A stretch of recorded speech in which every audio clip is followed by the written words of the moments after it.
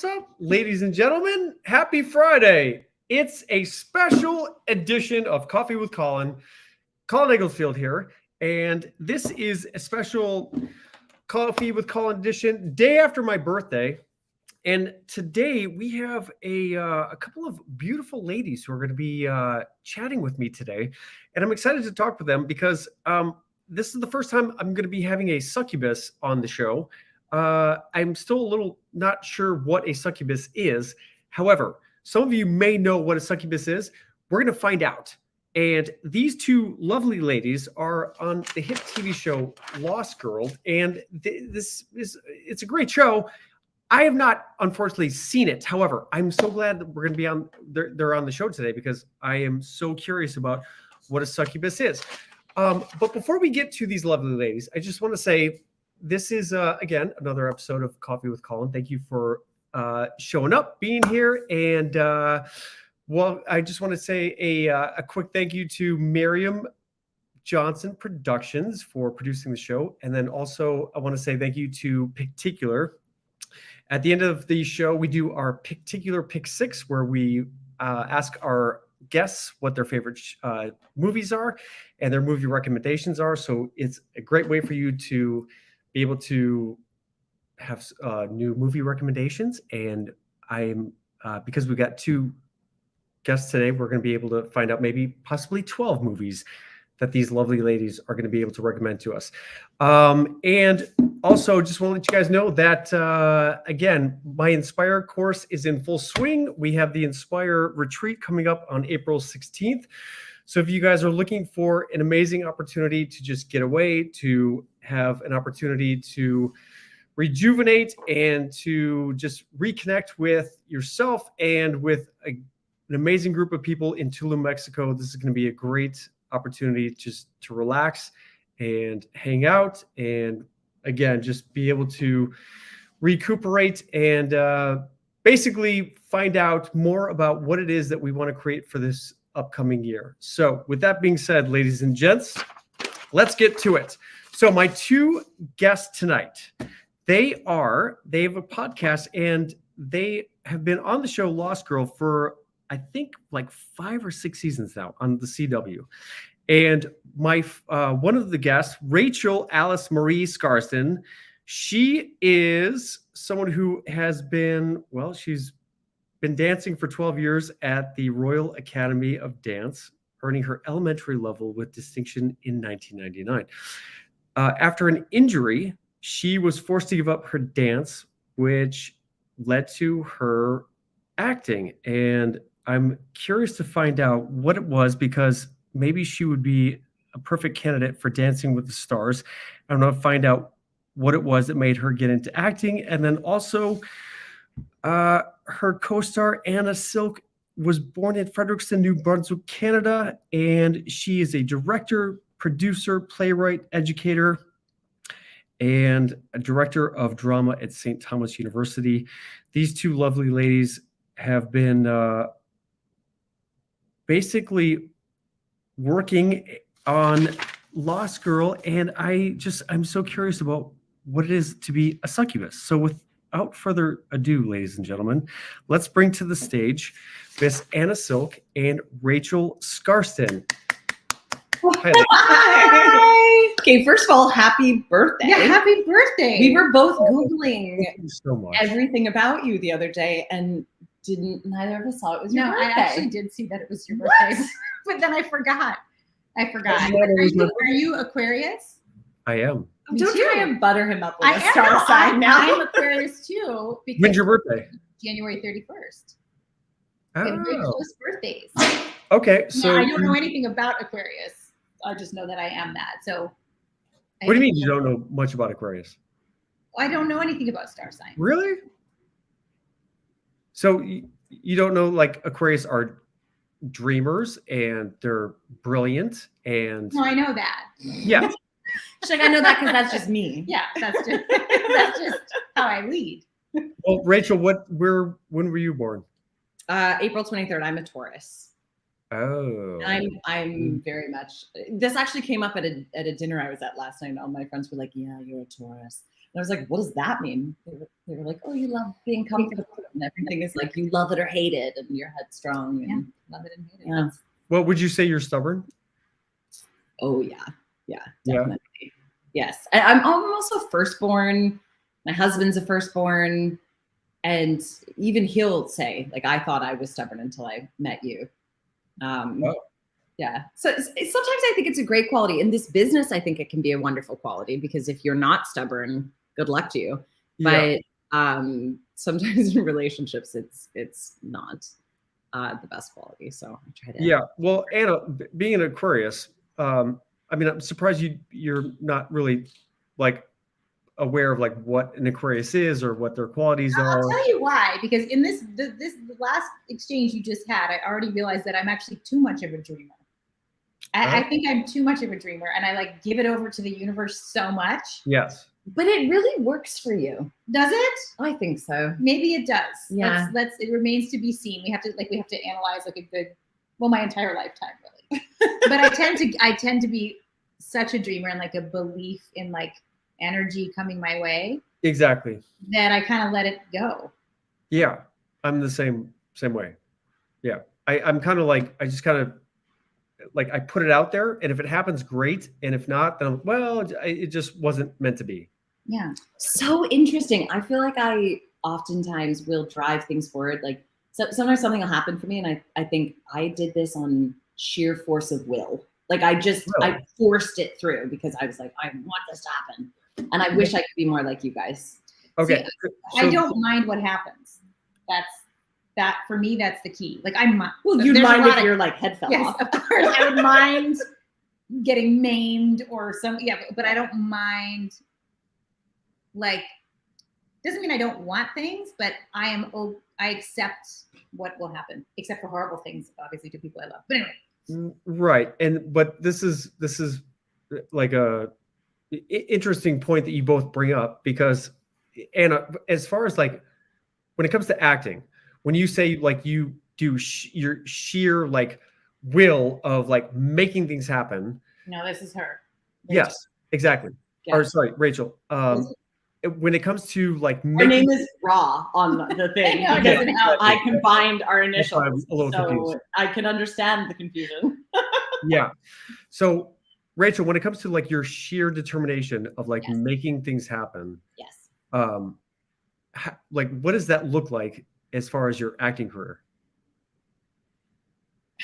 I mean, obviously, I need to take notes. Yeah, obviously, one has very little control over whether you're booked for a part or not. But I do think that it helps in terms of the stamina one has to have in this industry of consistent. Because the reality is, you hear 10, maybe 20 no's for every yes, and so just being able to, and this is where actually I do think that you do this as well, and you do too, because we're all in this industry, being able to pick yourself up and say, no, this is still something I want. I don't care if this person has said no to me. I'm going to continue on because I know this is like my dream, and I know this is the direction that I'm going in. I think that it's probably a combination of being a dreamer and a doer to be successful in this industry. Yeah. So maybe one of your moons is in Taurus and you just don't know. Well, like when I first got into acting, like I fell in love with the art of it. I fell in love with the storytelling part of it. I guess what wasn't really talked about in acting class was the whole business side of it, in terms of like you are essentially the CEO of your own business. You have to be an entrepreneur. And that's something that I think most actors don't necessarily, they're not aware of. And I put so much like faith and trust in my managers, agents, lawyers. And this is something where I feel like had I had the opportunity to go back and do it all over again, I would have focused more on the business side of acting. But it sounds like you kind of knew that from the beginning. Was that something, Rachel, that you like picked up from like your parents or? No, I mean, I started when I was quite young, sort of on accident. And I think I just learned it in one particular experience I had. So I started when I was 12. I kind of fell into it. My mom was really strict on, you can do acting if you want, but you can't miss school. This is sort of another extracurricular. And so it was always just something fun that I did in the summertime or on the side. And then I got a job, Birds of Prey, that was another DC and the old WB, which became CW. Mm-hmm. And it filmed here, and I moved out here. And I think that's when I realized at that young age, oh, this is very much a business. This isn't just for fun. This isn't just for art. And not only is it a business, but I'm partially a product within this business. And it actually, for a while, I left acting for about 5 years, and I went to university, and I thought, I don't think this is really what I wanted to do, but I felt it did prepare me for when I came back. I knew very much what I was getting myself into. And of course, the business has also changed. Now you can advocate for yourself or put yourself out there in a different way. I mean, when I started, there was no such thing as doing podcasts and YouTube, and you didn't have control over your image and, in the same way. So I think that's also wonderful. And there's so many more opportunities to be the CEO of your own company versus just the product of someone else's. Mm-hmm. But that's kind of how I learned it. I feel like that is so encouraged now too for younger actors to like really take charge of their image, and they can, because they can reach out on social media and they can create their own stuff to put out there. Yeah. Whereas before we just kind of had to go into audition rooms and you saw the people you saw and then you left. But there's also such a pressure now as well, for posting on social media and doing so many different things that we didn't have before. Because you've been in the industry forever as well, and you were around when it wasn't always like this. Yeah. Pre-Instagram. Pre-Instagram, yeah. It was like In Touch magazine, was the biggest thing. And it's kind of crazy because, you have all these influencers who are now 2, 3, 4, 5 million followers on YouTube, and they're getting acting roles when, we've studied acting and we've gone to acting classes and we've devoted our whole lives to the craft of acting. And then, you lose out a role to someone who has 4 million followers on YouTube. It's a little discouraging, but it also kind of shows you the difference between fame and then having a career as an actor. If you want to have a career as an actor, you can become a movie star, or you can be like a journeyman or journeywoman, and it's one job to the next, and they end and they start, and there's lags. And if you want to just become super famous, which by the way, everyone does now. I have 2 little boys, and last year at my youngest kinder graduation, they have to go around and say what they want to be. And so many of them said YouTuber. Yeah, I get it. Yeah. And I was like, I get it. They want to be YouTubers, right? Because it looks cool. Yeah. How old are your sons?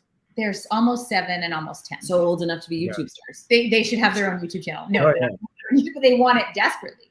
They want that desperately.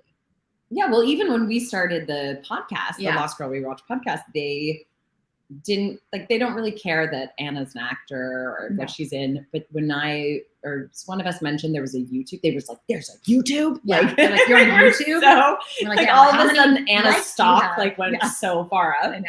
Then they keep asking, "Can we be on the YouTube?" We have to get them involved somehow. Yeah. But I think that there's a big desire for that. Yeah. So speaking of Lost Girl, can you tell us about the show? I apologize. I don't watch a whole lot of TV.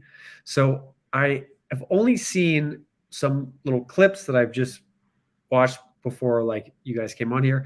And Anna, you're a succubus. Okay. So I Googled this. You Googled succubus? Yeah, I did. Okay. Because for everyone watching before, we were talking about. And a succubus is not an alien. That's right. Not an alien. A succubus is I think only you got that. Incubus, which is a male version of a what? Of a succubus. Okay, so I'm a succubus is understood as the Lilin demon in female form or a supernatural entity that appears in dreams to seduce men, or in Anna's case, also women, usually through sexual activity. The descriptions of the same can be traced back to folklore of medieval times. The male equivalent is known as an incubus. So there you go. Thank you, Rachel. That's what and that's it. That's what it is. Can you tell us the premise of the show, and how does your character as an incubus like fit into seducing everyone on the show? Is that essentially what you do? Yes. Okay. So how can I give you the storyline of Lost Girl? Okay. So Bo, the character I played, she grew up thinking that she was human, but then realized she had these incredible urges as a teen. Right. You don't see this on the show. This is the backstory. When you meet her, she's been on the run because she has this incredible need to feed on sexual energy, but she kills people by doing that. Right. She's very powerful. How does she kill them? Well, so like if she's making out with her boyfriend, she sucks all his energy from him and he dies. Okay. Yeah. Which is not really the desired outcome in high school. No, it's just, the turnaround is quick. Right. So but when you meet innocently making out with your the hot guy from high school, He's and then all dead. of a sudden you're kissing, and then he's dead. yes. Right. How horrible! That's How just, horrible. Yeah. yeah. So she is trying to figure out who and what she is. When you meet her, she has just stepped into this world where most people look human, but she actually learns that she's part of this whole underworld called Fae, which is Fae or fairy, like an old world fairy. So it's this whole underworld that she steps into and learns that she is part of this underworld and that she's a succubus and that she has these powers and that she can learn to control these powers. And along the way, she meets, a certain amount of people, including this lovely lady who comes in a little bit later in the series. And, we had monsters to fight and demons to fight and our own inner demons to fight.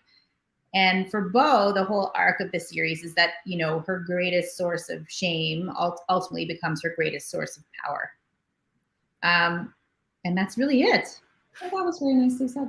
Thank you. You're welcome. Thank you. And so you fall in love with, you have a same-sex relationship, right, in the show? Uh-huh.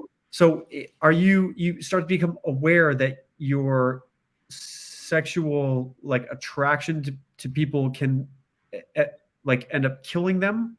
So you're aware of this, and so you're kind of when you fall in love, do you have to say, listen, I love you, but if I kiss you, you might die.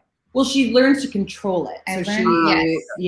I also, in the show, the center of the love part of it in the beginning is this love triangle between Bo and a male werewolf, or wolf, I should say. And so he's not human. He can handle the energy. But the other part of this triangle is a female doctor. Human. Yes, human doctor who's female. And that relationship has to be treaded lightly in the beginning, treaded upon lightly. Okay. You know what I'm trying to say? Because Bo has to tread upon. Treaded. Tread. Yes. And that is what happens. And so this triangle kind of carries through the series and becomes different. And but the relationships on the show, particularly Bo's relationship with Lauren, who's the female human doctor, is a really central part of the show and a really huge part of what resonated with fans and a really big part of the fan base. It's very strong, female-centered show. Well, and I think it was also a super LGBTQ positive show in a time where there wasn't a lot of, other than the L word, there just wasn't a lot of content that was a central focus of the show. That was the main love interest of the show. But then also in this very beautiful way, it was about so many other things. It was set in a supernatural world. So really they were dealing with the world they were in they just also happened to be in a loving same-sex relationship. Yeah. And so it was never highlighted, really. The relationship part was never it was completely highlighted, but they did it without highlighting it, without saying like, now here comes the same-sex couple, you know. It was just very organic and Yeah. in such a beautiful way that I think, wasn't really on television at the time. And No. and people were really drawn to that in a beautiful way. And I think that's part of why there's been this extended loyalty to the show as well, and why we can, 10 years later do a rewatch podcast of it and people still want to talk about it. Yeah. And, we've met a lot of our fans at conventions, which is a very unusual thing for actors to be able to do, but in the sci-fi world, it's not so unusual. And the show really touched people and really inspired them, and gave them confidence in their own sexuality or their own things they were wrestling with. And so that fan base is very much, it's why we did the rewatch podcast, because we still meet people. We're meeting new fans, and we thought it's time to do a podcast, because it's been long enough now that we can go back and look and talk about it. But it feels, honestly, we're finishing the first season right now. It's airing of the podcast, and looking back, it still holds up. It really does. Other than a few like funny tech things like our phones and stuff, it really does hold up in terms of story. Yeah. And then I just like kicking it too. So and we get to hang. So like. And Rachel, where do you fit into the landscape of Lost Girl? So I came in the third season, right at the beginning of the third season. I played a Valkyrie, which is part of like Norse mythology. The Valkyries come down, kind of like angels. They come down and get the warrior Vikings and take them up to Valhalla, which is their heaven. And so I've lived many lives, and my character kind of comes in as an adversary for Anna's character, and we really don't like each other. But then, of course, Anna's charms, I can't control myself. I fall madly in love with her. It is unrequited love. Story of my life, Colin. Story of my life. Unrequited love. Yeah, but that's okay. Anna, you're married. You're like, what do you mean unrequited love? And then, some other stuff happens and we become friends, and then I die. And then the show ended. Not because I died. But also Rachel's character was you were like the first female character that came in that was kind of an equal to Bo. Yes. In terms of her power and her position in the Fae world. Okay. Bo had a unique position because there's a backstory around that too, but Tamsin was strong, very strong, and very powerful. You just were. And I remember your first day of filming. Colin's really trying to process this whole show in his mind. Yeah. I have to tell you, yesterday, I'm going to see if I can find it. Yesterday in my memories, a picture of you came up, and it was your first scene that we ever did. Oh, together. really? Yes. Oh, wow. So you guys had like an unrequited, like mutually respectful relationship where there was sexual tension, but you never actually. No, we made out. We definitely made out, and I loved it, because when I first joined the show, I think it was intended that I would be the love interest of this actor Chris Holden Reed, who I adore. Yes. And we always say we're like brother and sister from another mother. And I think our chemistry, is great as friends, but I don't think it translated to screen. And then Anna and I, Anna has chemistry she can have chemistry with like this cell phone. And so they were like, oh, great idea. We'll make her Anna's love interest. And I used to always say, I loved, respect to Chris, but I loved switching over to Anna because she's like softest lips, and she always smelled so good, and making out with her was sweet. It's great. So who seduced who? I feel like Bo seduces everyone. Bo kind of leads with that. So okay. I don't remember. I don't remember. Is that Bo's MO? Like, you just lead with like wanting to suck the energy from people, and then you meet Rachel, and then you're like, wait, I don't want to kill her. You meet someone and they just exude like a sexual energy. I feel like that's in real life too. And everyone's always like, oh, that, I'm sure you're a babe. You probably had your times of You chicks being like, exude. Oh yeah, sure. yeah, Yeah, of course. totally. Yeah. Oh, I just realized in the comments, someone asked where they can find this podcast. You can literally just search the Lost Girl Rewatch podcast. It's on every podcast platform. That's for Clara. I'm trying to also do the comments. And hello to Belgium and Sweden. I've seen all your comments. And I can't see. I can't. So, Anna, would you say that your character is has more like masculine energy, and you just kind of like go through trying to just devour anything and everything that you can consume, and then you meet Rachel's character and you're like, wait, hold on, this is like someone different, this is someone who has caught my interest, and you want to like get to know her better. Is that essentially?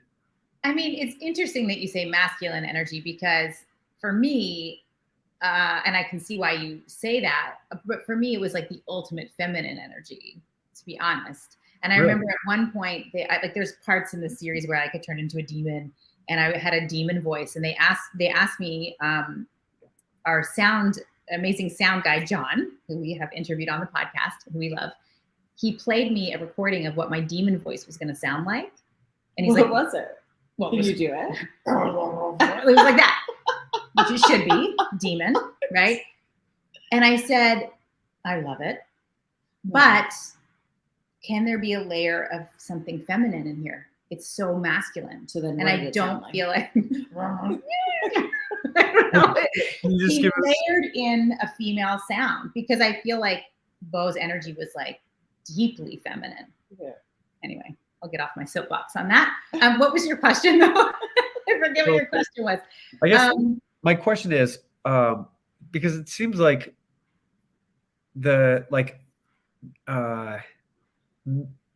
as a man, I will just tell you this. Yes.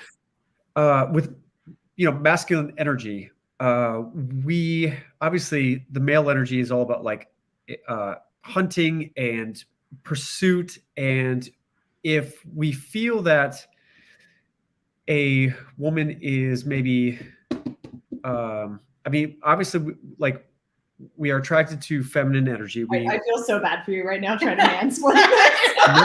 No. Like, honestly, we love dudes. So this is what I want to hear from you guys. Because as a man, it's like we have this like masculine aggressive energy. Yeah, for sure. We are attracted to feminine energy, which is like nurturing and soft, like a soft place to land.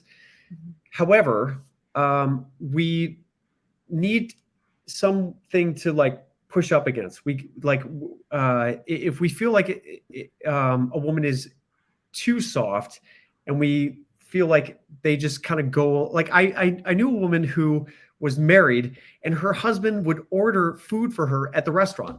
I was like, what do you mean? Like, you would never order any, like, my husband would always order the food for me. I'm like, what are you talking about?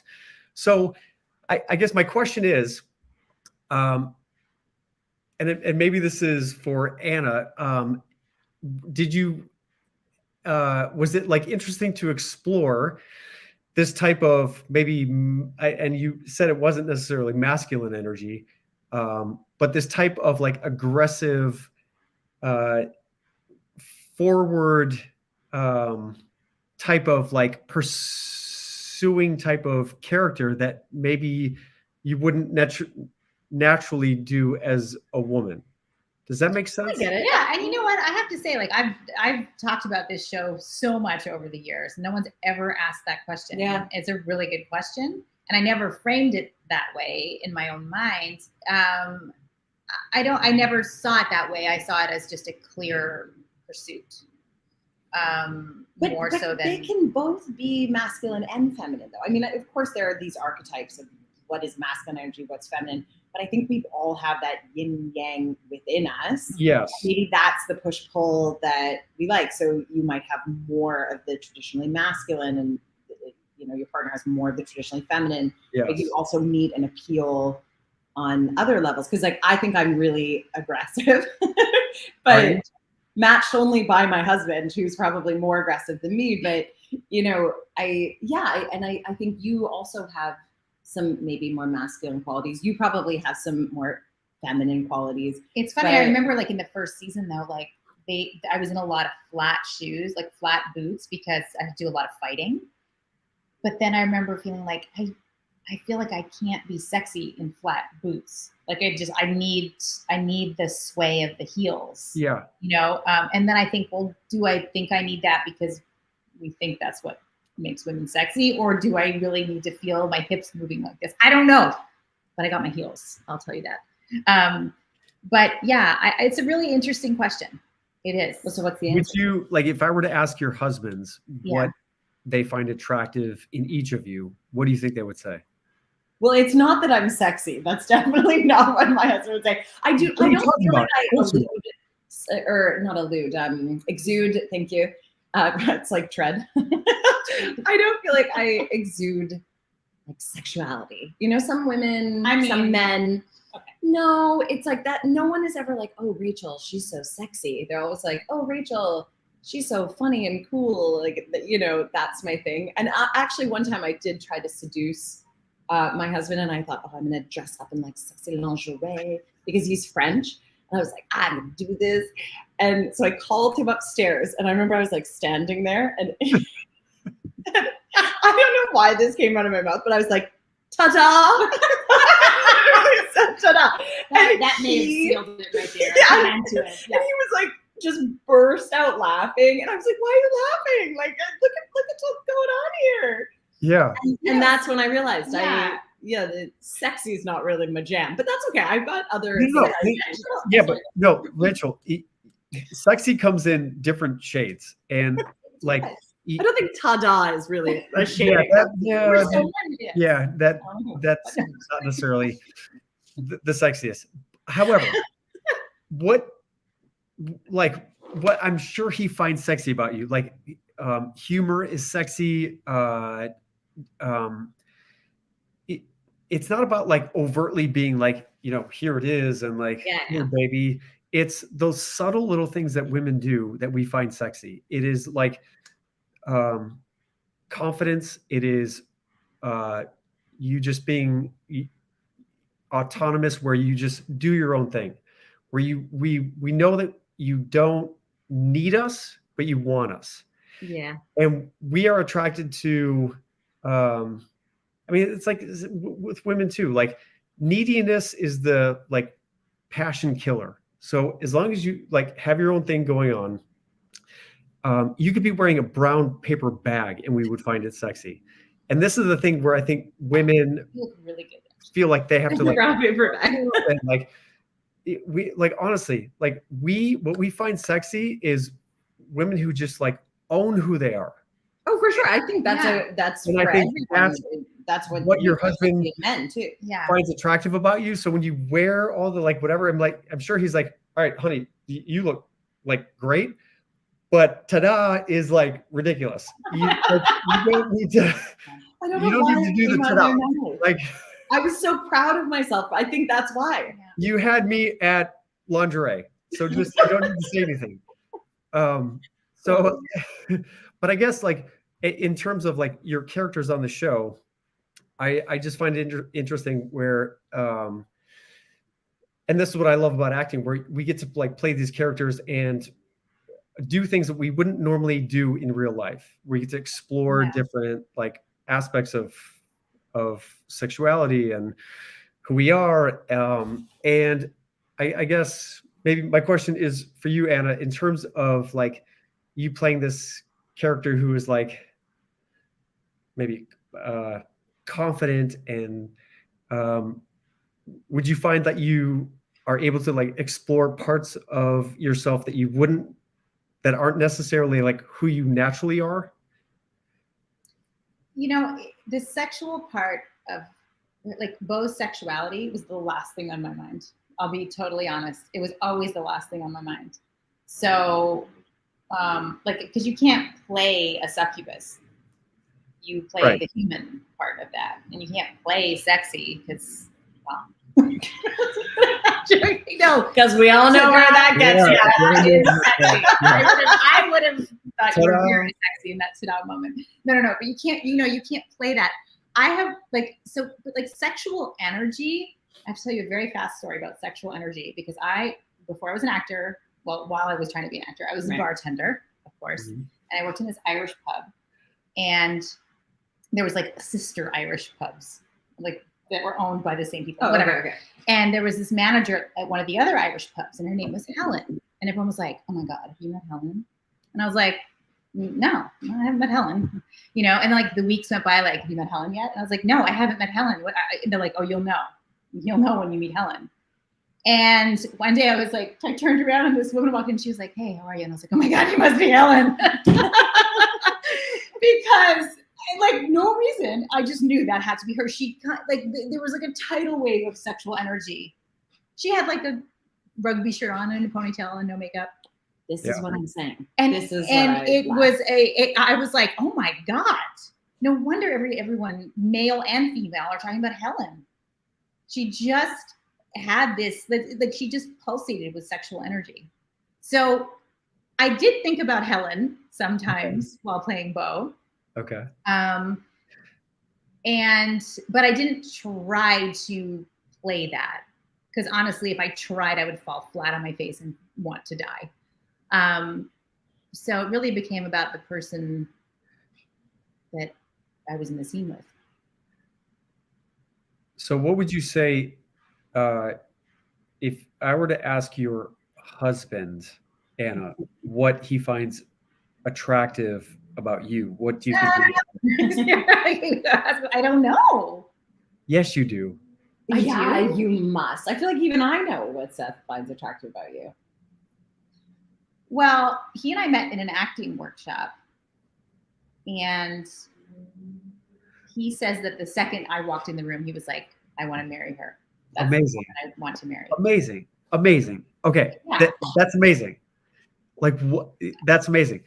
Did he like say any more about that? Like, what was it about you? I don't know. I honestly don't know. Probably at that point, it was just an intangible thing. Haven't you ever met anyone and just been like, what is it about you? Yeah, well, that's like the initial like chemistry kind of thing. But then obviously you got to get to know someone, understand their values. If you like have this share the same values, because love, sexual attraction, it's not enough. There's got to be more to it than just that. And obviously, Anna, I mean, you're a beautiful woman, but other than you just walking in the room and him being like, "Oh my God, she's the one," because I've done that too, and it's ended up horribly really bad for you. Yeah. Yes. Yeah. Don't get me started. And that's the problem. We get hung up with the chemistry, and we're like, "Oh my God, this is like." We get so wrapped up in that, but when I think about it, like, is this going to be someone who is going to be a good life partner? Is this someone who I can trust to raise my children? That sort of thing. So other than obviously being physically attractive, what would you think your husband would say he is attracted to you for? If you don't know this, I have to have a conversation with Seth. He needs to tell you. I mean, I'm friendly. Friendly. Yeah, that's what every guy is like. You're my wife.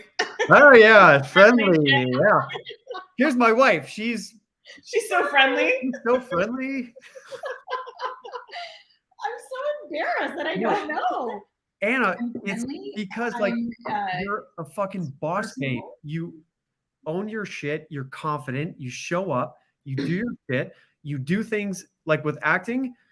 It's not easy. You're putting yourself out there. You're vulnerable, but you do it anyway. And this is what I find attractive. What I find attractive about people when they do things that are not easy and they do things that put themselves in vulnerable situations, but they do it anyway. And they just put themselves out there and say, "This is who I am, take it or leave it." That is what I think most people find attractive. And that's probably, I'm just guessing what your husband, what he he initially fell in love with you for who you are, but then he absolutely fell in love with you for that. I'm just going to tell you that I mean, maybe, but that doesn't feel like that. I No? mean, I feel like a big disaster most of the time. And Well, of okay, course. all right. Together. So don't you? I'm gonna. Don't we all feel like a bit of a disaster? But it's part of my charm, being a disaster. Yeah, that's what we fall in love with, like the authenticity, Well, and that is one thing I will say about Anna, and I feel like it is, of course, it's why everyone falls in love with you, myself included. Is she is genuinely the nicest person you've ever met, and I don't just mean it on a superficial level. I mean, she would hack off her arm and sew it onto your body if you needed it. So much so that I thought she must be like a murderer when I met her, because I was like, nobody's this nice, you know. But Anna is that nice, and then on top of that, I mean, you converted to Judaism, and I did. Yeah. Like, and so I made some sweeping like gestures of love, Yeah. and you're an amazing homemaker, and you're also this like badass, you know, you've led a show and you've done all these things. What are you even talking about? I don't know. I can say I'm friendly. That's the only thing you can come up with. Like, I'm this is trying to remember that mental. first day I met him. I'm friendly, and I just remember him saying, "Oh, we should grab a coffee," and I was like, "Oh yeah, I just want to see what my roommate is doing." Now, if I say my roommate, what do you picture?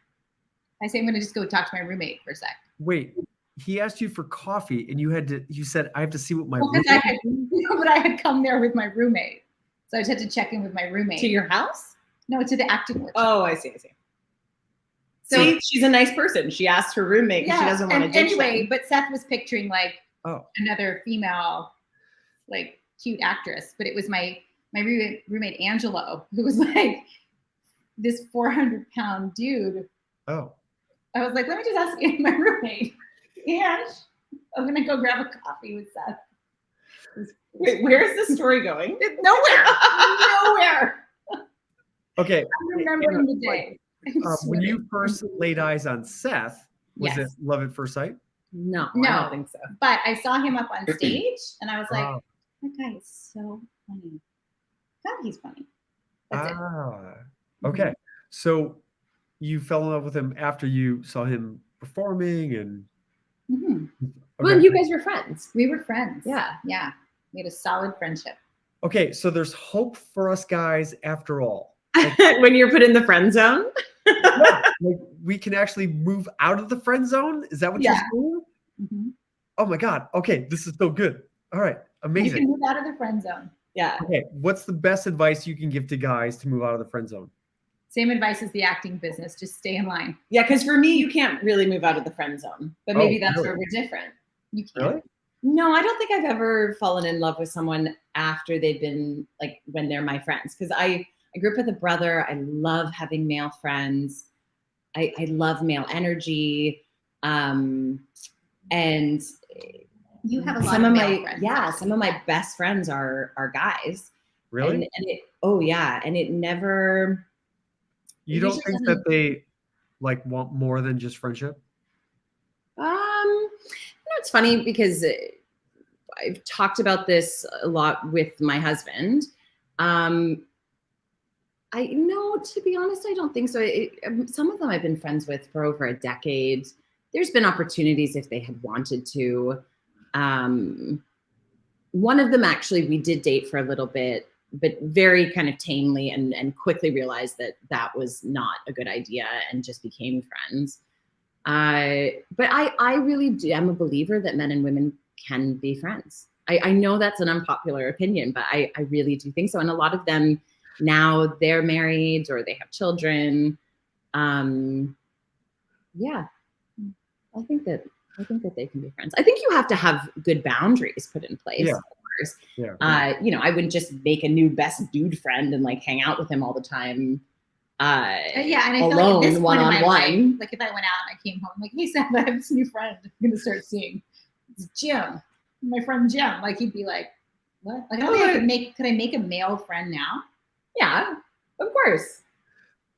Of course you could. Yeah, why not? I guess I could. But okay, for example, I met someone on a show that I did, And we got on you worked so together, well. Yeah, I suppose. But in the beginning, I didn't hang out with him one-on-one. We would either go out with other people from the show, or then he came over and met my husband. And I think also other guys can sense. It's just like women. If Seth brought a female friend home, you could sense if she was like gunning for your man, or if she was just there because she loved hanging out with him. Yeah. Yeah, totally. Because I think you're not, just because someone's the opposite sex, it doesn't mean that you're sexually attracted to them, or same sex for that matter, True. Yeah. Yeah. Yeah. You don't agree with me. No. I agree. I would say though that I guess as we're older, I would say our friendships revolve more around like work. Mm-hmm. Or experience, like if you're in a similar life stage. Because as we get older, it's like, I mean, how many friends do we, how much time do you really have to just hang out, like, That's true. it generally is like, I mean, I have female friends, but I guess it's because I've known them for like 20 years, or, it's like the women that I meet now, it's generally through like work, and we're like trying to create projects or pitch stuff together. I wouldn't say like. Okay, did you grow up with brothers or sisters? I have an older sister and a younger brother. Okay, so you had a sister. Are you guys friends and close? Yeah. Yeah, so you must have some female friends, because I do think that changes things when you grow up with a sibling of the opposite sex. Yeah.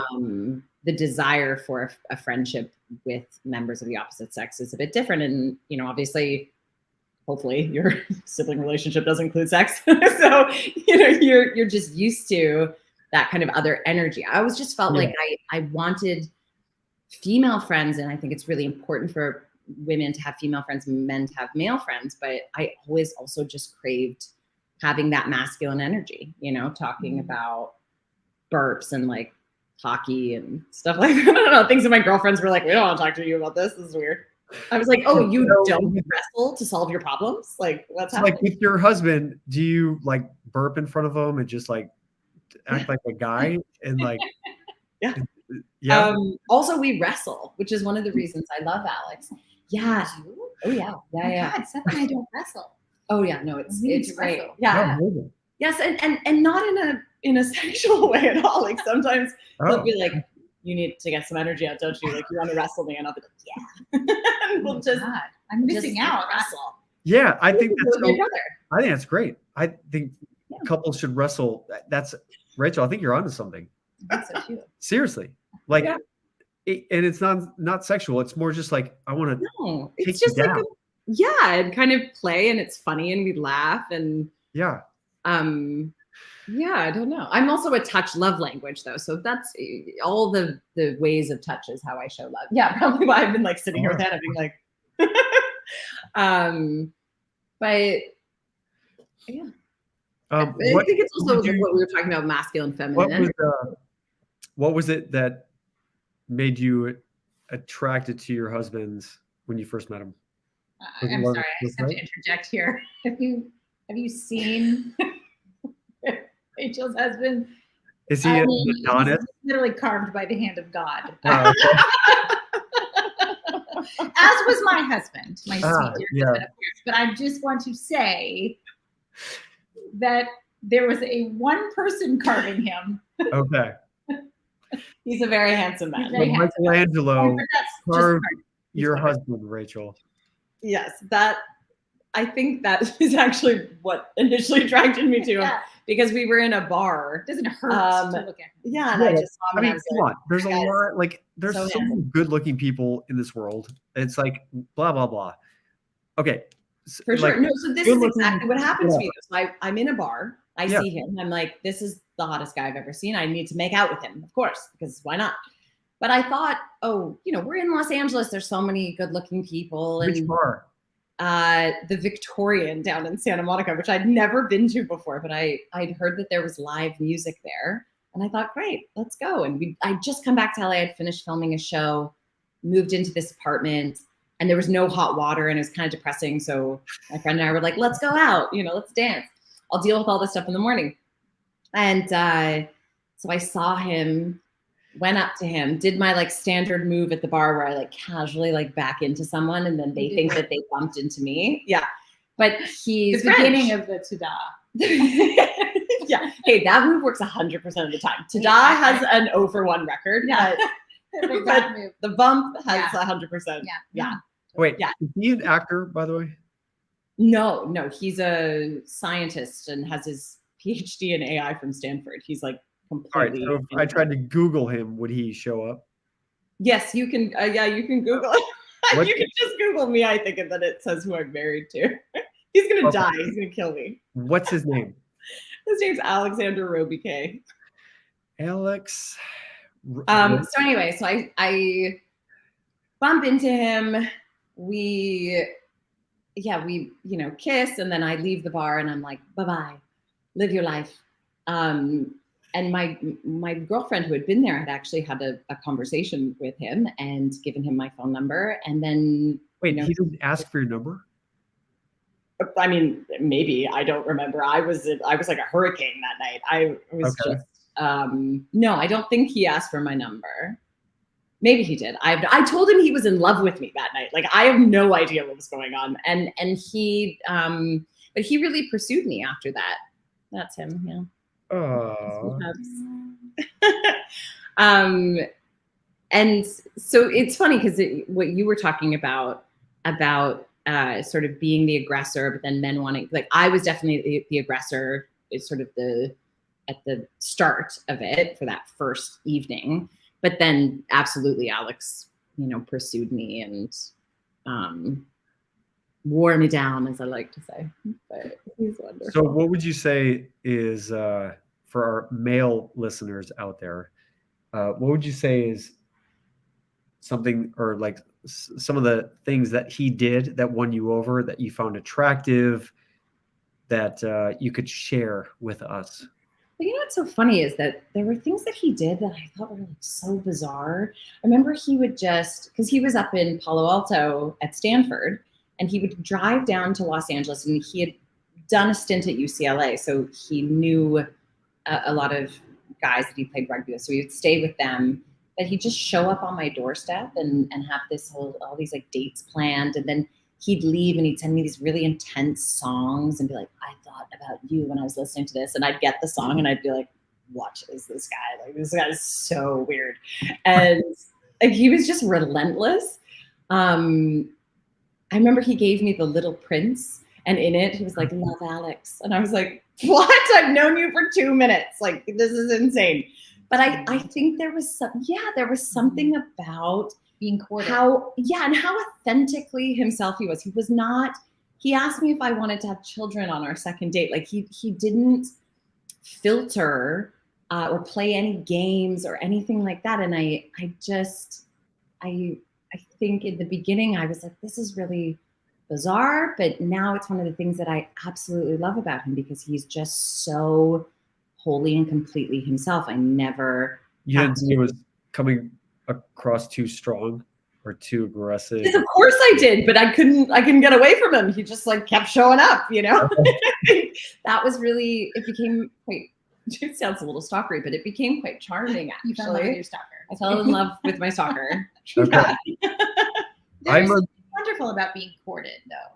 Absolutely. Like, and people, it doesn't have to be grand gestures. It can be tiny little gestures. But Seth really courted me in the beginning, too. It was like years later after we've been married for so long. And then it's like, where do you want to eat? I don't know. Where do you want to eat? I don't know. Where do you want to eat? And I was like, remember the time when you would just pick a place and we'd go? And he's like, right, I'm going to do that again. Yeah.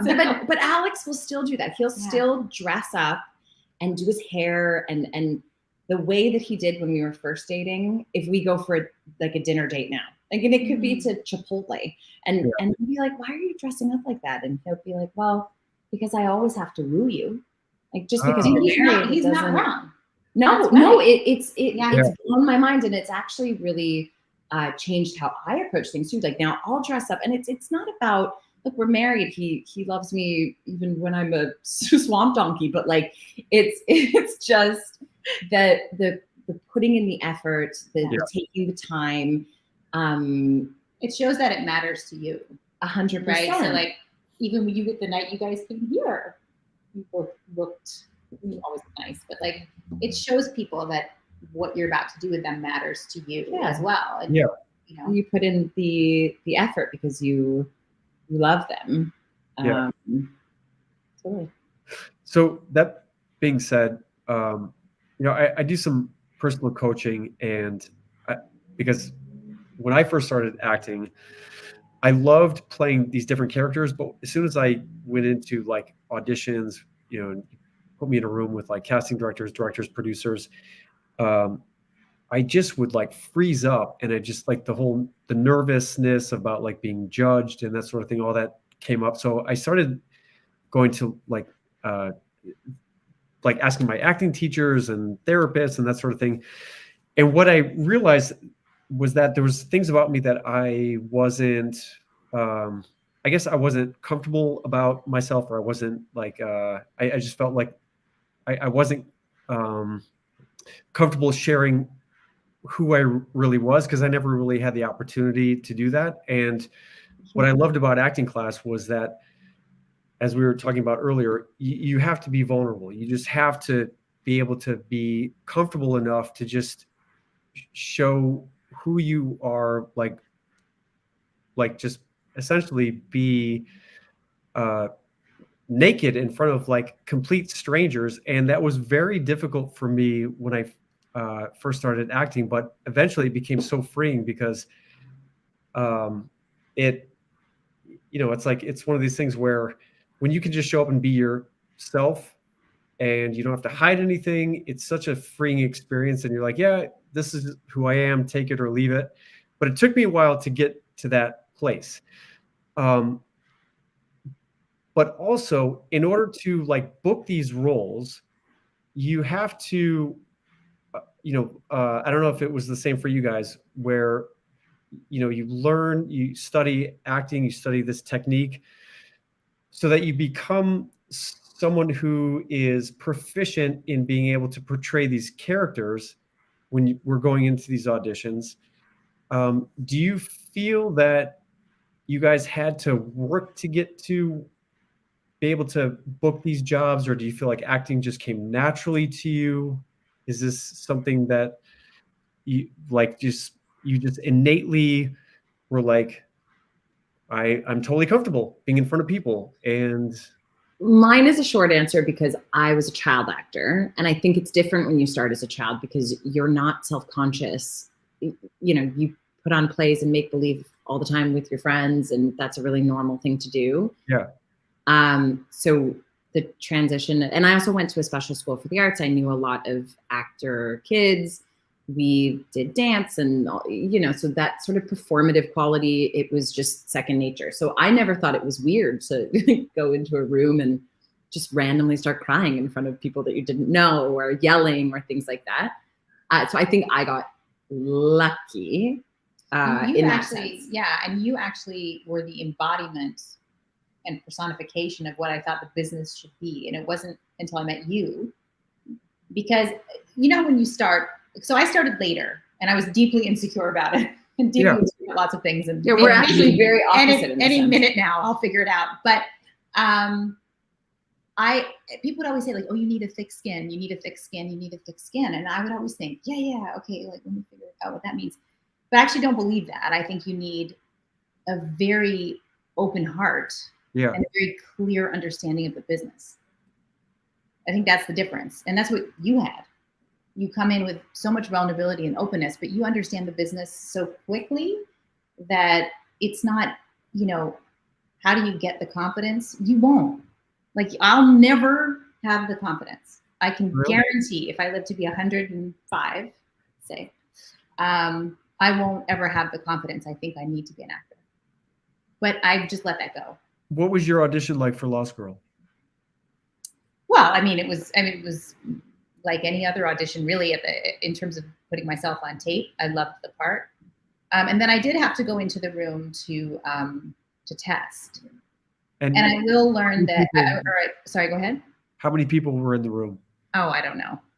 Like 10? 8. 8, yeah. Um, And on a scale of 1 to 10, how nervous were you? Here's the thing. I get this thing where I get so nervous that they're like, no, I get Burn like, yourself out? no, like, yeah, like I'm either going to fall off the cliff or I'm just going to let it settle. And so like this nerves just settle and I walk in. But I will tell you, because I actually shared this story, or I was talking to my husband about this story yesterday about it. It was another audition for another show, but I had a month to prepare for the screen test, which is unheard of. Yeah. Right. And it was a show I did not get, but it doesn't matter because what I learned from it is as I was preparing for my month, every time I started to feel that gripping fear, I just decided to stop and step into it. And so like incrementally over the month, I got closer and closer so that when I walked into the room, I felt unshakable in terms of my level of preparedness, but I still felt terrified. But do you like going into rooms, audition rooms? That's enough. Do you like going into audition rooms? Like if you're testing for something, or do you like it? It's like a love-hate. It's exhilarating, but terrifying. Yeah. Mm-hmm. You know, I think it would be good for me to be back in rooms. Yeah. I think it would be good for me. I think I have too much control at home on tape. You have too much control for what? When I put things on tape at home, I have so much control. Yeah. There's nothing really thrown at me. Do you miss the in-person auditions? Yeah, you really do. I miss them so much. Yeah. Mm-hmm. To me, it's like playing a sports game or something, you know, like you go and you have to have your game face on and you walk in and you can feed off of the energy of the people that are in there and talk to them. And I do not feel that I'm as good on tape as I am in a room. And I also just like the really like on the spotness of it, because that is so much more conducive to how when you're filming, especially in television, which you know, it's like go, go, go, go, go. You don't have a month to prepare. You just got the script a couple days ago. And actually, like all you're preparing, whatever you do, you could literally prepare for a month, like I did that time, or you could get it 2 minutes before. Either way, it doesn't happen until the moment you're in. Yeah. Right. Like the power's in that present moment of being in the scene. Mm-hmm. So in the room, you get that moment. Yeah. Yeah. I love it. Where at home, I'm putting myself on tape and I'm like, my dialogue between the dog barking. Yeah, but also we were talking about this yesterday. She's married to someone who was an actor. And so when she's making tapes, they're actually good. I'm married to a French scientist. So when I'm making a tape, I have to send one of your tapes. You have to send me one of your tapes.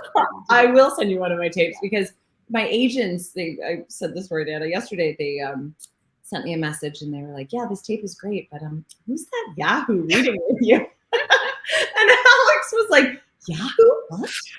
Does he have a French accent? Yeah, he does. Oh. Yeah. But also, that's not his problem. He's just a terrible actor. Okay. He's like, and then I went to the room. And I was like, is that a question? I love you. Deeply. Yeah. Yeah. Not everyone can be an actor. Let's just say that. Yes. What advice would you give to not just actors, but people who have to like go in front of people, give presentations, like work boardroom presentations or speak in front of people? What advice would you give to someone who has to do that sort of thing and isn't necessarily like comfortable doing that kind of thing? Okay, my dad used to say this when I was a little kid, and I remember him saying that. He said, I walk into every room assuming that everyone is going to like me. Because why not? I'm smart, I'm special, I have something to say. And that's not just true for me, that's true for everybody. And I think it's this thing that we do. We walk into a room and just assume people are going to not like us and that we're coming in on the back foot. Yeah. But that's not true. Every person is so individual and has something to offer. And I think you should walk into the room with the complete opposite assumption. And it's amazing when you have that assumption, how differently people approach you as well. And I'm not talking about like being like, oh, I'm so great. It's not that, like in terms of not having humility, but just having a natural confidence. And Colin, you talked about this in terms of even attraction to women. And I think it's the same for any type of attraction, be it romantic or otherwise. There's something really fascinating and attractive about a person who just believes that they're there for a reason and they have something to say. Yep. And I think that that's true for everybody, you know? So that would be the advice that I'd given. And I try to walk into auditions thinking that, or if I'm speaking in public, like, I got this, everybody's gonna love this. And you know what, maybe they won't and it'll be a total shit show, but I'll laugh about it later and it's fine. But I think you're self-defeating when you walk into the room and already, you know, doubting yourself. You know, buy your own, like what you're selling, like no one else is going to, you know what I'm saying? Yeah. So that would be my advice. Gosh, I mean, I feel like I have to like take out all my old journals. There's so much to say about it. I wish I could do what Rachel does. I cannot. Well, that's the Aquarian in us, Anna. What's that? That's the Aquarian. I know. Yeah. I'm just gonna stare out the window and dream. Yeah, we're just gonna like I'm just like a bull. I'm like, you will like me. Yeah, I desperately want to be liked. I remember someone asked me early on, like, why I wanted to be an actor, and I was like, so that people like me. And then he was just like, oh my god. Anyway, we can unpack that another time. But okay, what advice would I give? Okay, I think that like many people in our business, you know, have talent. We can have talent. Yeah. But I think that what you have to develop is skill as well. And so the skills that I have developed when it comes to being nervous. Okay, so when I used to go into rooms, let's rewind, pre-pandemic. Sit at home, one hand on my belly, one hand right here. And I would look down the list of all the producer names, and I would, I'm not even joking about this, but I would visualize I'm tired myself. already. I know. I would visualize myself connecting with that person. This only takes like 5 minutes. Mm-hmm. And I would go through it and just visualize that I'd already connected with them. So when I walked in the room, I felt like I'd already met them. Okay. See, this is what I mean about her being so sweet. Like, no, but it gave me the feeling of I've met you. No, but you've already like spiritually connected with them. Yeah. You're such a sweetheart. Okay. Yeah, I remember. Yes. Okay. Well, thank you for saying that. But that's what I would do. And then the other thing I do is I walk, and then I go the waiting room. The waiting room is always a mind game for actors, right? Yep. Or as I'm driving there, I'm driving to the audition. I go, everyone in that room. This is what I would say to myself. They're going to be more beautiful and way more talented and way more fitting for this part. Just accept that. Because that's what's going to happen when I walk in. Did you used to find out who else would be in the waiting room? No, but like you get there and you're like, oh, hi. No, I did. I would actually ask for a list of the actors. I would just assume that everyone I saw was better than me in every way. Just so that, because then I would just go, okay, I've dealt with that. Now that's the other hurdle for me. And then the third hurdle is, walking in that room and wanting to perform the best you can. So when you're nervous, all these other things come into play, and you can really I can start to really shut down. So the other skill I developed, as soon as I start to feel that happening, I don't fight against it because you can't win. It is a force greater than me. So as soon as I start to feel it, I just really plug back into the work. Yeah. The story. So like I could be in the waiting room and I could be like, I'm dying right now. There's so-and-so who's amazing. Why am I here? Oh my God, they're going to call me next. And then go, but no matter what, this man needs saving. And I'm the only surgeon who can do it. You know what I'm saying? So then I lean back into the story. So I take all of that energy. So those are the skills I developed. So for people, that's the advice I would give people, is develop your own set of like skill, not become more talented, but just develop some skills to get over those things. But also the caveat here, and for everyone listening, like, I have anxiety. Anna has anxiety. I mean, we can say all these things. We don't execute them perfectly every time. No. I've gone into rooms and completely fallen on my face and literally wanted to die, like explode into flames and die on the spot. Yeah. And so I think it's also just about being kind to yourself and knowing that even the most confident person The most prepared person is not going to hit it out of the park every time. It's just not possible. No. And have you ever been a reader? No. In rooms? So I've been a reader before, only a handful of times, but it's eye-opening because you see these actors walk in, and some of them you know and you've seen on shows, and they're amazing, but they're not necessarily the most amazing in that room in that moment. You know, well, like so they're human. Like it's not perfect. It's like, Anna, when your husband walked in the room, you fell in love with him right away. And and I've heard this from casting directors where like when that actor just walks in the room, they're like, we just pray that they can put two words together and like, say the dialogue. And then they're like, they want you to win. They want you to do well. And I think that's something that, you know, actors remind ourselves. Get nervous? Yeah. Like what do you do? Yeah. I mean, for me, it was always felt like a firing squad, like walking in there and just being like, everyone's like, and I keep saying this. One of my acting teachers gave me this great piece of advice. She said, your job is not to go into the audition and get the job. Your job is to go into the room and help the casting director, producers, and directors find the best actor for the job. It may be you. It may most likely probably will not be you just based on the odds.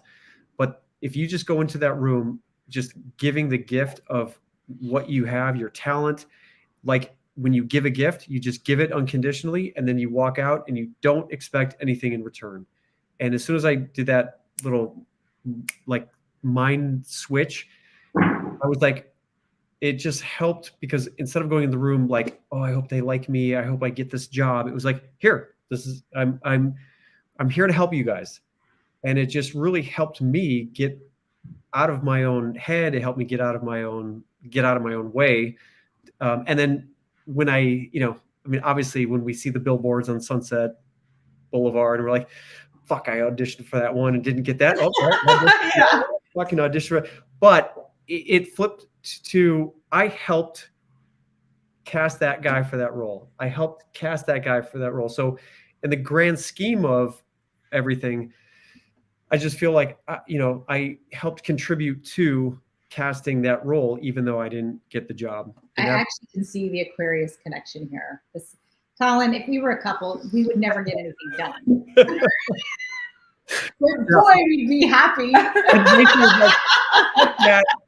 You sensitive motherfucker. Your energies like, around us. I think. I'm getting that job. Like, yeah, I'm definitely not driving down Sunset being like, oh, thank goodness I helped that chick get that role. Rachel's like, yeah. All right. Rachel, if you could describe Anna in one word, what would you describe her as? Kindness. Just kindness. Pure kindness. Yeah, I think. Oh. So. It's the first thing that I loved about her, and it's an enduring thing. Of course, there's like so many other things, but I think it's just the thing that like shines for me. It's like, Care Bears, they like shine out. Yours would be kindness. Oh, that's so sweet. Anna, if you could describe Rachel in one word? I've had all this time to think about it, and I still haven't thought of the word. It's okay. I won't be offended. You don't even know what Seth likes about you.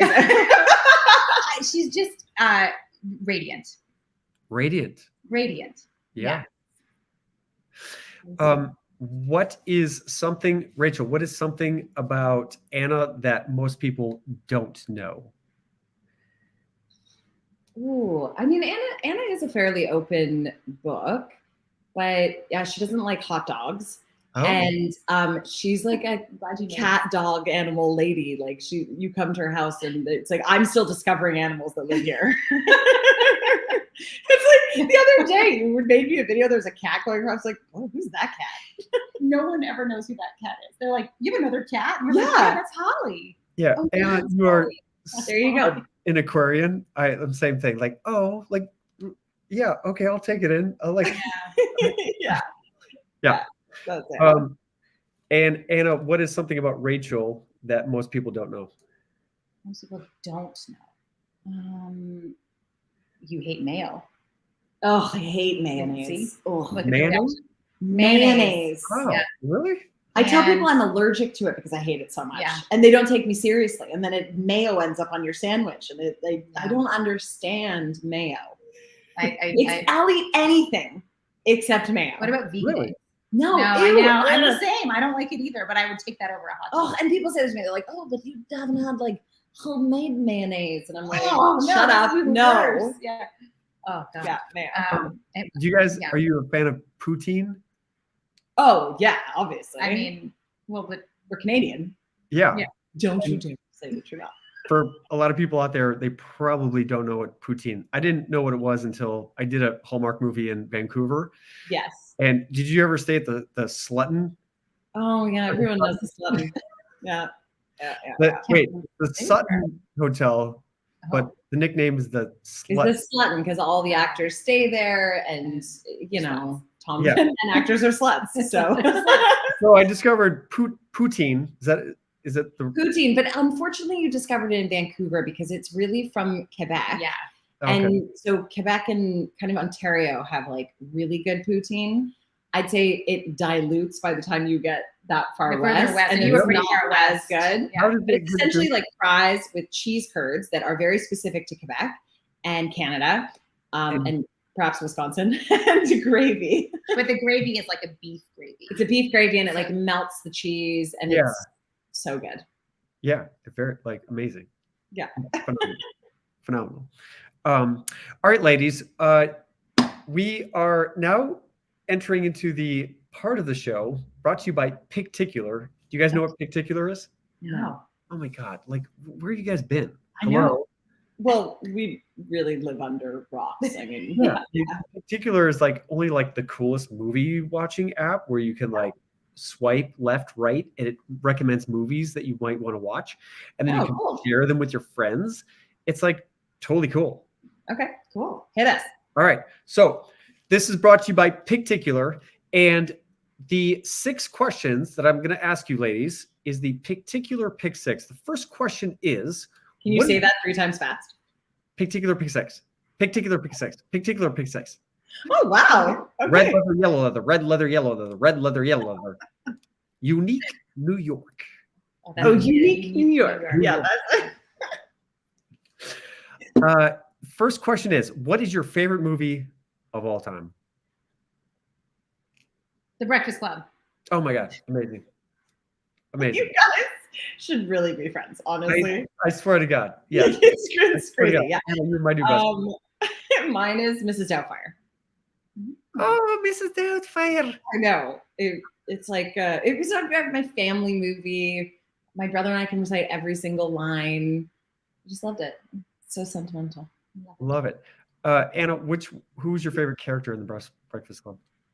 Oh, well, I wanted to be like Molly Ringwald's, but it was more like Ali Sheedy minus the dandruff. Yeah. I can She always wore black and the black Yeah. eyeliner. I wanted to be like that as And then well. I wanted to be both. Yeah, she like shakes her Yeah, she does dandruff. this, the dandruff. Yeah. Oh, that sounds like a great movie. Can't wait to watch I it. don't have the dandruff issue, but Rachel, you got to watch this movie. It's just Anna's actually been on me to see it for a while, but I feel like also my dad grew up in Norway, my mom grew up in India. They did not, like back in the day, and they didn't have Western kind of media in the same sense. So I didn't grow up watching movies. The first movie I ever saw in theaters was Jurassic Park. And so there's all these classic movies that I am ashamed to say as an actor I have not seen, The Breakfast Club being one of them. God, Judd Nelson. oh yeah. God. You have to I don't even know who that watch is. it together. Yeah. Okay. So you wear tights, I wear the proper uniform. That's right. Exactly. Yeah.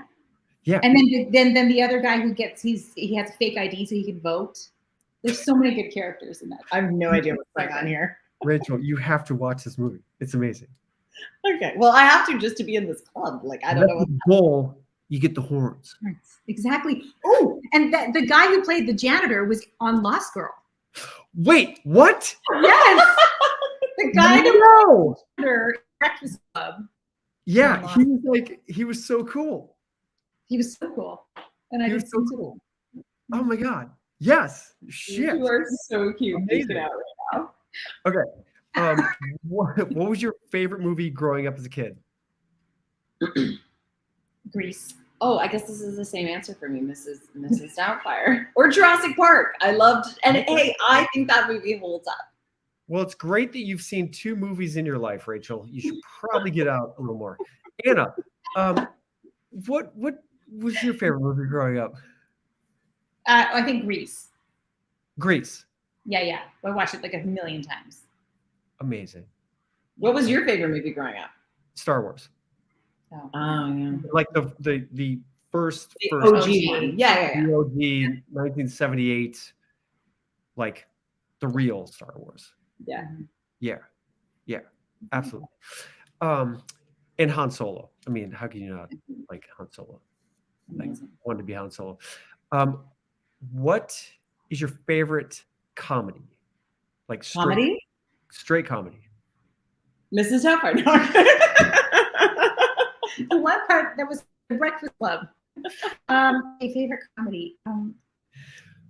God, I don't know. I mean, come on. Like, does it have to be a movie?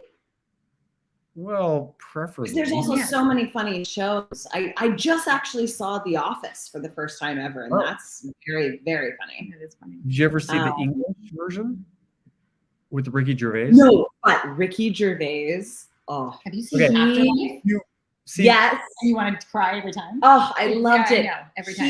I have a crush on Ricky Gervais. I do actually. too. Gosh. Okay, he ruined the American version of I love Steve Carell, but after watching the English Office and then the American version came out, I was like, this is bullshit. Okay, I need to watch it because I have to watch English Office. Like when he has his like little smile and laugh, like when he laughs, I'm like, I would leave my husband for you. And Alex is like, that guy?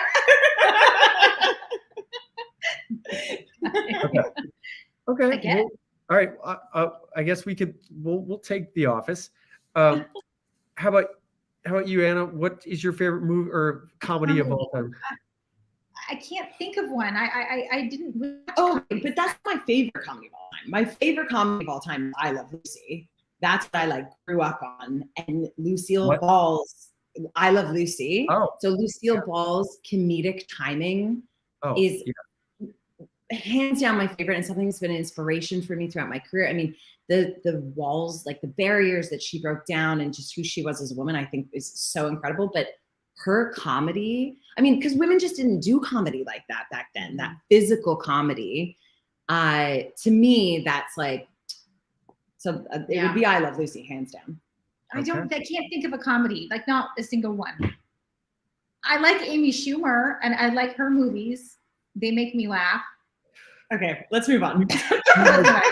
Jim Carrey. This is comedy right now. Will Ferrell. Like, I love Anchorman. Will Ferrell. Elf. I think I've seen Elf 5,000 times. Yes. Okay, there we go. Granted, also when I first moved to LA, I had no money.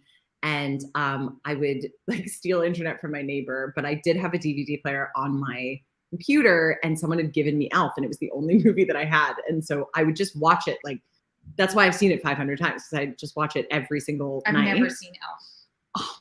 So Will Ferrell, I could just look at his face and laugh. To me, it is one of my dreams. I like the skating movie to work with Will Ferrell. The skating, were there figure skaters? Oh, yeah. You don't know the name of it. Yeah, he's a figure skater with Eurovision. Is that what you're talking about? Or yeah, with Rachel McAdams. Yeah, is that what you're talking about? Where he's a singer? No, but that is quite funny. Oh, the skating movie with the dude from Napoleon Dynamite. Yes, and the figure skater. I've never seen it. Really funny. Okay, I need to watch it. And I like, the modeling one. The model where he's Zoolander? Yes, Zoolander. Zoolander? Yeah. Oh my God, yeah. Zoolander is very good. Yeah. All right, you redeemed yourself, Anna. I don't know how you've not seen Elf. Every holiday I say to my kids, let's watch Elf. They would love Elf.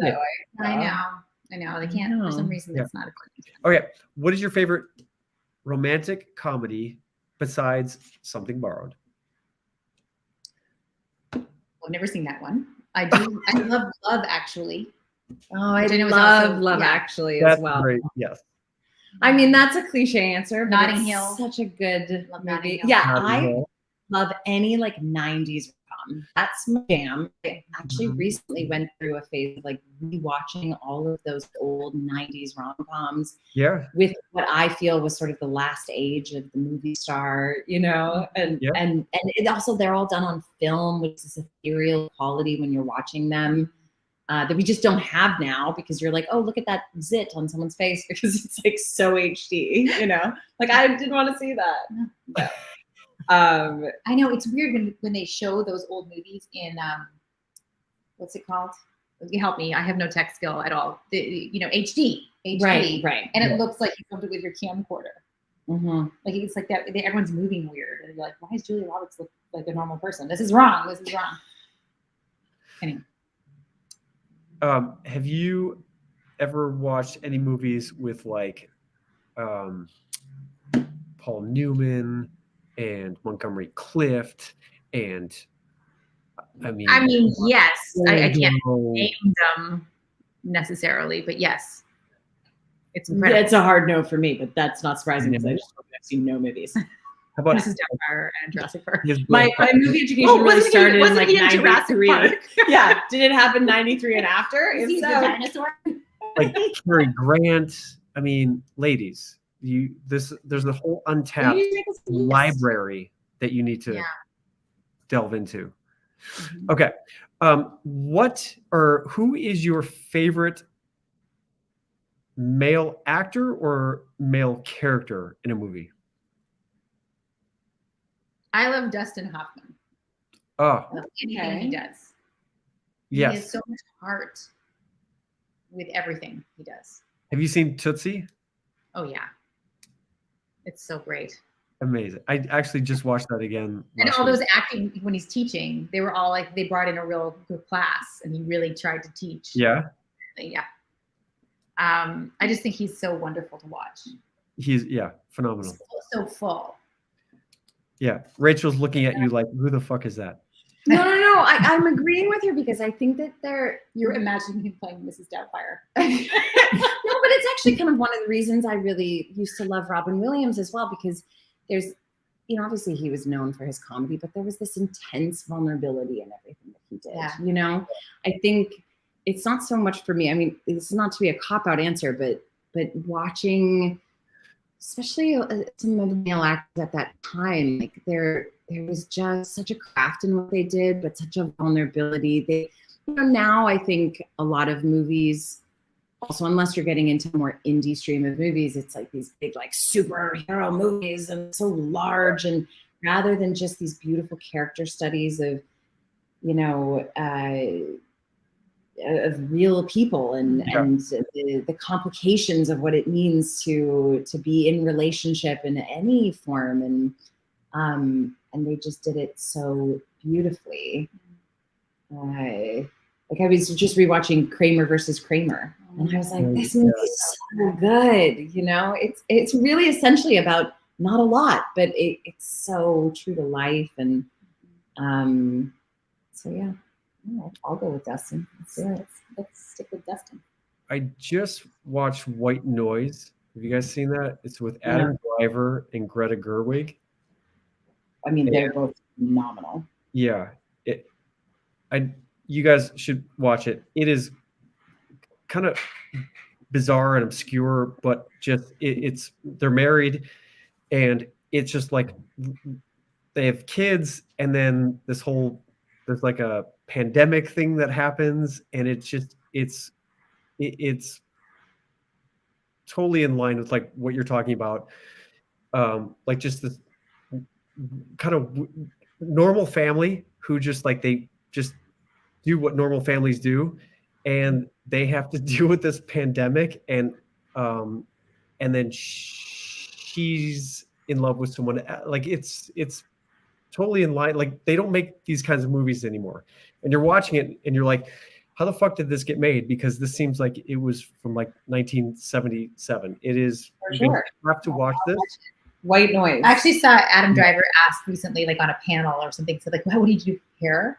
Did you see that clip of him talking about what he does to prepare? What he said? He was like, he looked kind of like he didn't want to answer the question, and he was like, I learned the lines, and I come and I put the clothes clothing on, and I go to work. Basically, I'm misquoting it a little bit, but it was basically that. Just that. He used to be like a Marine. Yeah. Right? Really? Yeah, he was. Yeah. We have to do. We're going to have to go on a deep dive on Adam Driver. Yeah. On our own time. Okay. Last question is: who's your favorite actress or female character? Well, I think I already gave mine away. I mean, I would have to say Lucille Ball, just because she was such an influence for me in my childhood. And looking back on it, I think I fell in love with television and comedy and acting and those things through her. So I always do mention her because I feel like I have to pay this ode to who she was. But now, who's your favorite actress now? For me, I love Penelope Cruz. I think I've seen all the foreign film, which, they're not foreign films to her because she's Spanish, but she is so beautiful, obviously, but she doesn't act beautiful. You know what I'm saying? I feel like a lot of female stars are put in that light of like the beauty, and then that's what they're kind of portrayed as, and that's kind of how they show up. She doesn't act the way she appears because she's so stunning. I just find her so raw and present and intense. So I would say there's so many though, but Yeah. I I really like Felicity Jones. Oh yeah. I'm into her a lot. I saw her for the first time in Like Crazy, and I just remember thinking, this is such a cool film. And I did some back research on it. Of course, that director's style is to just write an outline. I ended up auditioning for him once, and it was such an honor. I didn't even care if I got the part. I just wanted to audition for him. And he basically just writes an outline, and everything is improvised based on that outline. So there's just this realness to what's happening between the characters, and her and John Yelich, who is now sadly passed away. It was just such a beautiful film, and I quite like her a lot. Which show was that they improv? Like Crazy. Oh, okay. Mm-hmm. Wait, hold on. Let me make sure. People can say in the comments if I'm messing this up. Let me make sure that I'm giving Sandra Bullock, Shirley MacLaine, Penelope. People are writing. Yeah, Sandra Bullock is. Yeah, it's like Crazy with Drake. Drake Dormus directed it. Okay. They're beautiful in that movie. Ladies, you've been absolutely delightful. Thank you for taking the time out of your busy day to have a conversation with us. My last question to you guys is, what inspires you? Do you want to go first? Gosh, I don't know. Do you have an answer? Oh yeah, are you kidding? Then you go. I feel like this is gonna sound so cheesy, but I'll go on a walk with my husband, and I'll just like want to touch the leaves and the flower petals, and I think you can find beauty anywhere you look.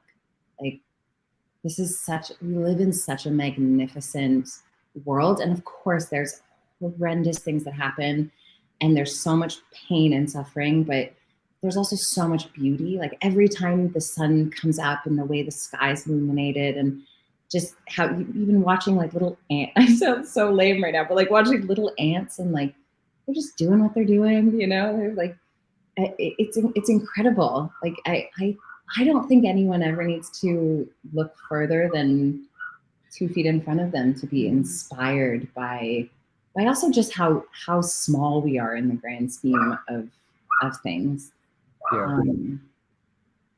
Yeah. I agree with all of that. So does my dog. You can probably hear me barking. I think what inspires me is when I can really settle into the moment that I'm in, especially around my children, and be they're so present. And so there's a constant reminder from them to stay in the moment that you're in. And there's, I try to be inspired by the fact that really nothing is promised to us. Yeah. And so if you can't stay in the moment you're in, which I don't do successfully most of the day, but I do drop into it, then I'm very inspired by the present moment. Yeah. What inspires you? What inspires me, I would say, is people who put themselves out there, who just throw themselves into something even though they're not sure how it's going to turn out. Just bravely trying something and trying to just make a difference in the world. And I love little kids laughing. I have 7 nieces and nephews. Yeah. This, like, I just, like, you talking about wrestling. I love, like, just wrestling with my nephews. That's definitely something that I just inspires me and looks, I just love, like, the hope, and you can see just all the dreams and the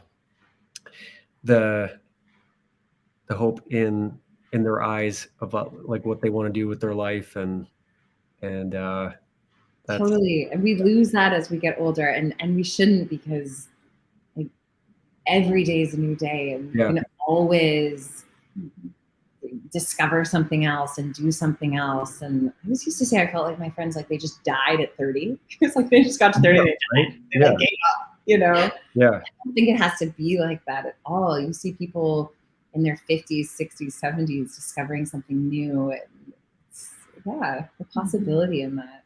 I love that. Yeah. But you do that. You're doing that, like, literally I everything you just said. I feel like everything you said was your your Wikipedia page, if it's accurately written. It's everything that we Googled you. No, but it's true. You lead with that, and what that is, it becomes very disarming in the best possible way, because, you know, I might have had an expectation of how this was going to go today, for better or worse, but you are disarming in your your vulnerability and how you show up. So you open up a conversation that is unexpected. So thank you for having us on. Yeah. Well, I appreciate you guys as well. And I'm definitely going to have to watch your show, because I'm so intrigued about what Well, you know, you can just catch up on the Lost Girl Rewatch podcast. Also available on the CW app. Yes. All right. And then see it on the podcast. Awesome. Well, thank you, ladies, for being on my first episode after my birthday.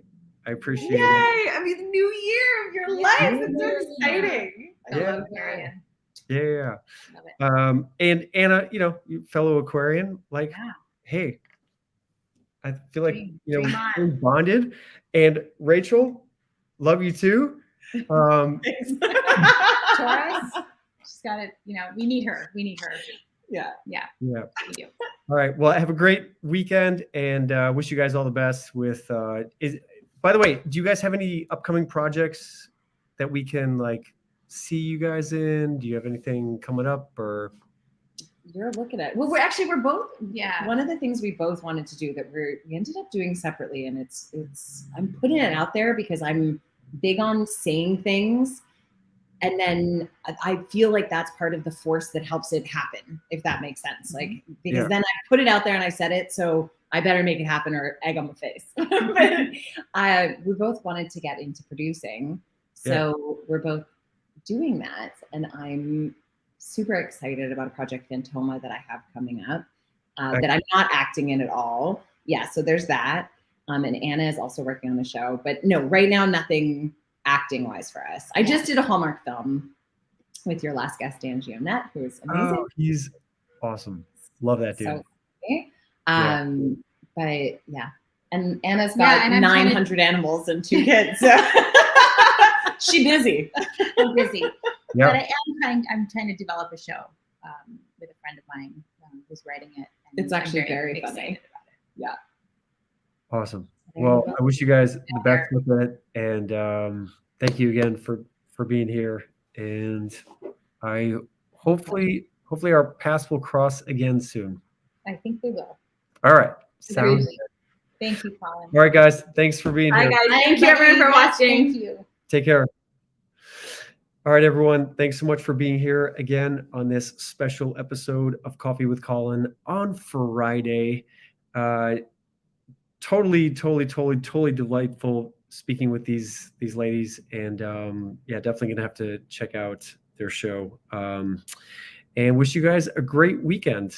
We are going to continue on with our season, and got a few more episodes coming down the pike. And in the meantime, I would encourage you guys, if you are looking for a way to reconnect and just kind of just have a jump start with this year, this retreat that I'm going to be doing in April in Tulum. I'm just so excited about it. It's going to be, I think it's going to be like 6 days. It's 5 days of my Inspire course condensed into this week. And in addition to that, we're going to be doing some sightseeing. We're going to be doing just exploring in Tulum, and then also just some deep introspective work with some amazing practitioners with regards to Reiki and breath work and some other really exciting modalities that I'm just curious about as well. So if you're interested in just getting having a nice week of rejuvenation and healing, and just getting more in touch with where you're at in life and just having a nice personal check-in, I would encourage you to go to crowningphoenix.org. That's the website, and you can find out more information there. And if you have any other questions, you can email us at info@colinegglesfield.com. All right. Thanks for being here. Have a great weekend, and I will see you guys all next week. Take care.